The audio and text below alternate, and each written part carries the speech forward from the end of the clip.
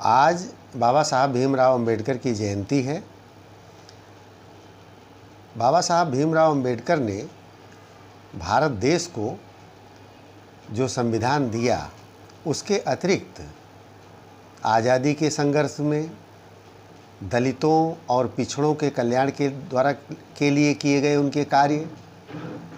रियासतों के उन्मूलन के क्षेत्र में किए गए कार्य, विदेशों में अध्ययन करने के बाद भी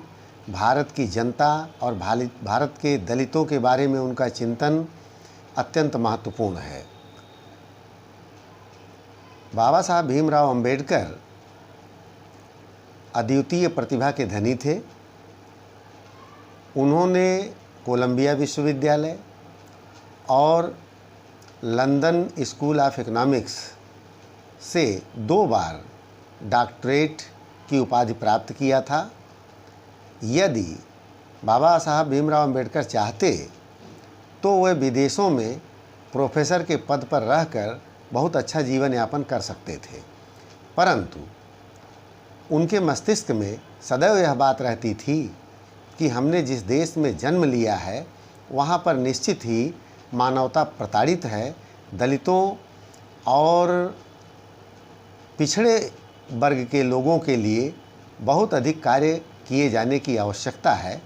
साथ ही साथ दलितों और पिछड़े वर्गों में यदि अपने अधिकारों के प्रति जागरूकता आ जाए तो निश्चित ही उनका विकास स्वतः हो जाएगा। इन्हीं भावनाओं को लेकर उन्होंने विदेशों से आए अनेक प्रस्तावों को ठुकराया और वे भारत में आए तथा भारतीय स्वतंत्रता संग्राम में सम्मिलित हुए। बाद में जब भारत का संविधान बनने लगा तो वह संविधान निर्मात्री सभा के सभापति बनाए गए, ड्राफ्टिंग कमेटी के, और भारत का संविधान 2 वर्ष 11 महीना 17 दिन में बनकर तैयार हुआ।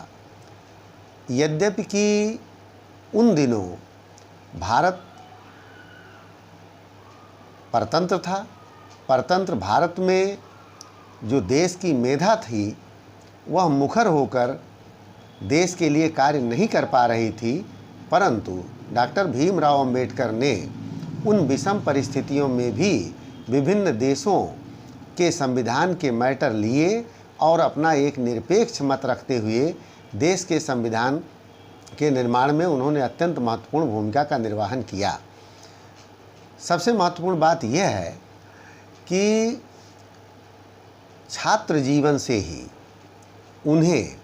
जाति के नाम पर जो उपेक्षाएं मिली थीं, उन्होंने ये चाहा कि वर्तमान पीढ़ी या उनकी आगे आने वाली पीढ़ी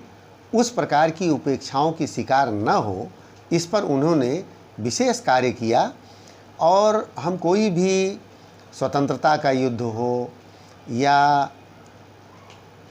दलितों में पिछड़ों में विकास की बात हो, वह तभी संभव कर सकते हैं जब उन लोगों में स्वतः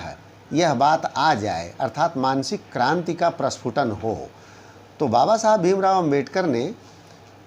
लोगों के अंतर्गत मानसिक क्रांति का समावेश किया, मानसिक क्रांति का बिगुल बजाया और तत्कालीन जनता से लेकर वर्तमानकालीन जनता तक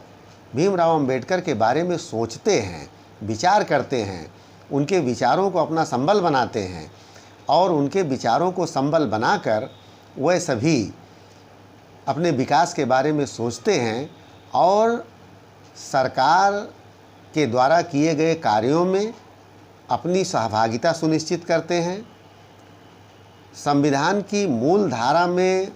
सदैव उन्होंने इस बात पर जोर दिया था कि हम संविधान की परिधि में रहकर अपना विकास करेंगे। तो संवैधानिक नियमों की परिधि में रहकर और जो विकास की मुख्य धारा है उससे आज लोग जुड़ने का जो प्रयास कर रहे हैं, लोगों के अंदर यह बात आई, इस प्रकार की भावना बलवती हुई, वह डॉक्टर भीमराव अंबेडकर की देन है। इसलिए हम डॉक्टर भीमराव अंबेडकर को उनके जन्मदिन के अवसर पर बार बार स्मरण करते हैं और हम ये चाहते हैं कि भविष्य में बाबा साहब भीमराव अंबेडकर के द्वारा प्रदत्त जो संविधान है, उस संविधान के तमाम तथ्यों को प्रकाश में लाएं, जन साधारण को समझाएं, जिससे जन साधारण विकास की मुख्य धारा में जुड़े, सरकारी कार्यों में अपनी सहभागिता सुनिश्चित करें। तमाम बार हमने यह देखा कि नियोजन के जो कार्य हैं वह उचित तरीके से नहीं हो पाते। उसके लिए यह जिम्मेदारी है कि आम जनमानस यह समझ ही नहीं पाता कि नियोजन में उनका क्या रोल है, उनकी क्या भूमिका है। यदि हम संविधान पर विचार करें तो उसमें यह बातें हैं कि देश के सरकार के द्वारा चलाई गई नीतियों और नियोजन में जनता की सक्रिय भागीदारी अत्यंत आवश्यक है, और यह सक्रिय भागीदारी निश्चित ही जन चेतना और जन जागरण और जागरूकता के आधार पर आएगी। और यह कार्य बहुत ही उत्कृष्ट शैली में डॉक्टर भीमराव अंबेडकर जी ने किया था। इसलिए उनके जन्म दिवस पर हम उनका शत शत वंदन और नमन करते हैं।